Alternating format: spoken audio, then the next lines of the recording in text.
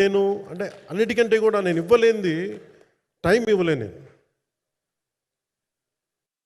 నేను. కానీ అలాంటి పరిస్థితుల్లో ఒక క్లైమాక్స్కి దాదాపు 57 రోజులు షూట్ చేయాల్సి వచ్చింది.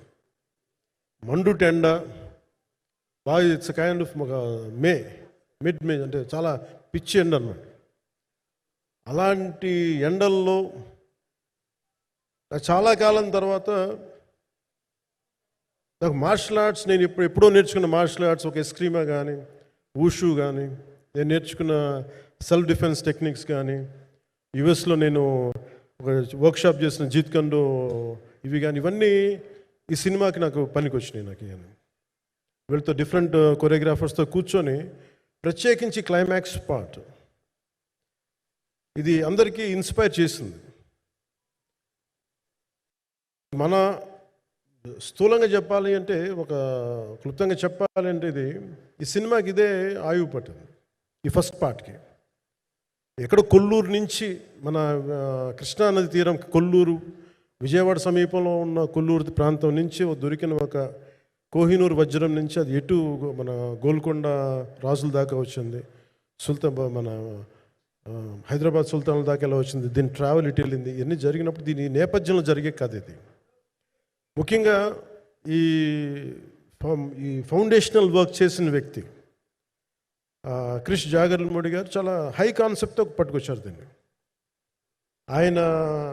ఆయనను రత్నం గారు నా దగ్గరికి వచ్చినప్పుడు చాలా బాగా నచ్చి వెంటనే చేశాను.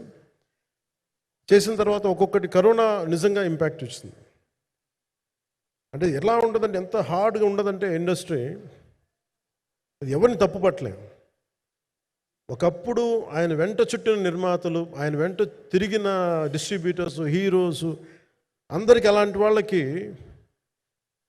ఒక నిర్మాతగా ఆయన తపన పడుతుంటే నాకు అంటే ఆయన కోసం ఖుషి తీస్తున్నప్పుడు కానీ ఆయనతోటి ఎంత సౌకర్యం ఇచ్చారంటే, అసలు మాకు 1 month ముందు ప్రీ ప్రొడక్షన్ అయిపోయి నాకు అంత సౌకర్యాన్ని ఇచ్చారు.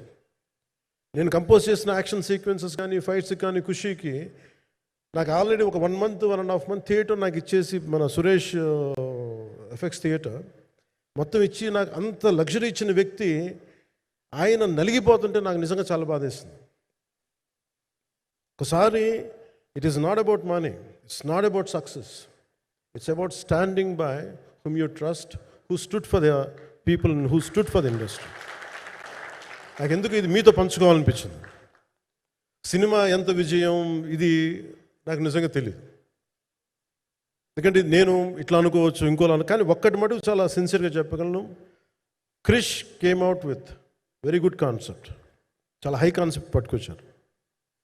కొంత వ్యక్తిగత కారణాలు, కొన్ని ప్రొఫెషనల్ కారణాలు ఆయన ప్రాజెక్టుకి బయటికి వెళ్ళినా కానీ, దీన్ని ఫౌండేషనల్ వర్క్ చేసిన క్రిష్ గారికి మనస్ఫూర్తిగా నా హృదయపూర్వక ధన్యవాదాలు తెలియజేస్తాను మా అందరి తరఫున. అలాగే తర్వాత స్టెప్ ఇన్ అయింది మన జ్యోతికృష్ణ గారు. ఖుషి సినిమా చేస్తున్నప్పుడు అప్పుడే లండన్ ఈ ఫిల్మ్ మేకింగ్ కోర్స్ చేసి మన డైరెక్షన్లో ఇన్స్టిట్యూట్ అంతేనా, డైరెక్షన్ ఫిల్మ్ మేకింగ్ కోర్స్ చేసి అప్పుడే గ్రాడ్యుయేట్ అయ్యి వచ్చి అప్పటి నుంచి ఉన్నప్పుడు, బట్ యాక్చువల్ తనతో మాట్లాడుతుంటే మోస్ట్ సెన్సిబుల్ డైరెక్టర్ అనిపించారు. ఒక టైంలో ఏమనిపించిందంటే, బయట ఉన్న మాటలు కానీ అసలు సినిమా వస్తుందా లేదా బయటికి అని ఉండేది. కానీ మాకు ఎప్పటికప్పుడు నీరసం పడిపోయినప్పుడల్లా, నాకు నీరసం వచ్చేసేది. సినిమా అవుద్దా అవ్వదా అనుకున్నప్పుడల్లా దీనికి ప్రాణవాయువునిచ్చిన వ్యక్తి కీరవాణి గారు.